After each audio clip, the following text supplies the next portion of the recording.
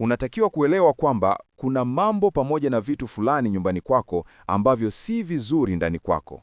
Kiujumla, haya ni mambo ambayo yanaweza kukuzuia kufanikiwa wewe binafsi, hata kwenye biashara zako au kupata kazi. Katika video hii, mambo utakayojifunza hapa yana uwezo wa kubadilisha maisha yako kabisa. Baadhi ya mambo haya yanaweza kuonekana kama ya kawaida tu, lakini yana nguvu kubwa sana. Ukianza kuyafanya mambo haya baada ya kujifunza hapa katika maisha yako ya kila siku, utaanza kuona mabadiliko. Miujiza mingi itaanza kujidhihirisha maishani mwako. Sasa, usiogope. Hizi ni hatua 6 ambazo ukizifata kweli zitakusaidia kuondoa umaskini au kuacha kuvutia umaskini, na badala yake utafanikiwa na kuanza kuvutia utajiri pamoja na mafanikio maishani kwako. Kabla hatujaanza, nataka uelewa jambo moja.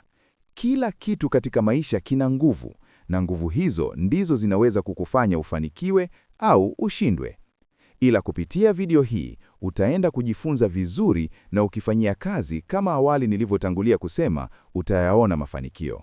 Hatua ya kwanza: nguvu ya akili na mahusiano. Elewa kwamba kila mtu ana nguvu zake za kiakili.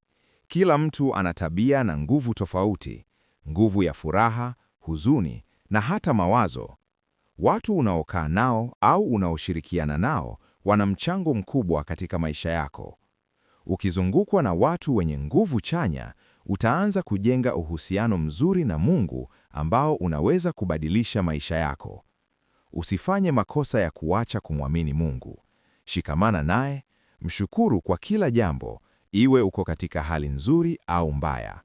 Kwa kufanya hivyo, utaanza kuona mabadiliko makubwa katika maisha yako na kufungua mlango wa mafanikio yajayo.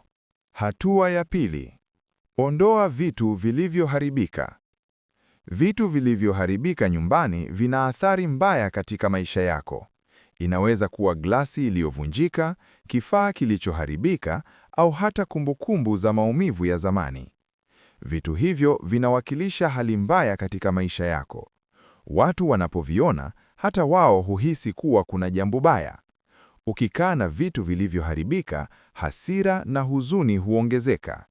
Ikiwa kitu kimeharibika, kirekebishe. Kama hakiwezi kurekebishwa, kitupilie mbali.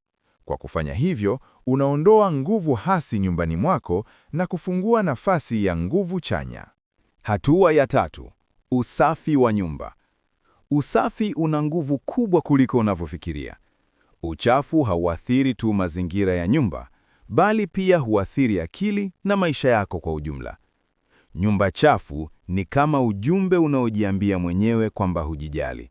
Safisha nyumba yako mara kwa mara. Osha vitu vilivyochafuka. Ondoa uchafu wote. Nyumba safi huleta baraka, heshima na hata mafanikio. Watu watakuheshimu zaidi na kukuchukulia kwa uzito. Hatua ya 4: vitu vya watu waliokufa. Vitu vilivyokuwa vya watu waliokufa hubeba kumbukumbu na hisia nzito. Kukaa navyo kunaweza kukufanya uishi zaidi katika maisha ya zamani kuliko ya sasa. Jiulize, je, hiki kitu bado kina manufaa kwangu? Kama jibu ni hapana, ni wakati wa kuachilia. Achilia kwa shukrani, si kwa chuki. Kuachilia hakumaanishi kuwadharau waliokufa, bali ni njia ya kujipa nafasi ya kuishi maisha bora sasa na baadaye. Hatua ya 5: utaratibu wa kawaida wa nyumbani. Mambo madogo unayofanya kila siku nyumbani yana nguvu kubwa. Nyumba isiyo na mpangilio hukufanya uhisi mzigo, uchovu na kukosa motisha. Anza na mambo rahisi. Tandika kitanda kila asubuhi. Panga jikoni. Hakikisha nyumba ina hewa safi na maji safi. Mambo haya ya kawaida huleta nguvu chanya na huandaa mazingira ya mafanikio. Hatua ya 6: ondoa mazoea mabaya. Kila kitu kinacholeta kumbukumbu mbaya au tabia mbaya nyumbani kwako ni mzigo. Inaweza kuwa mtu, kitu au hata sehemu fulani inayokukumbusha maumivu ya zamani. Kama kitu bado ni mzigo wa kihisia, mpe mtu anayekihitaji au kiondoe kabisa. Kwa kufanya hivyo, unajitoa kwenye giza la zamani na kufungua mlango wa furaha na maisha mapya. Karibu na tuendelee kuwa pamoja. Usiache kulike pamoja na kusubscribe channel hii.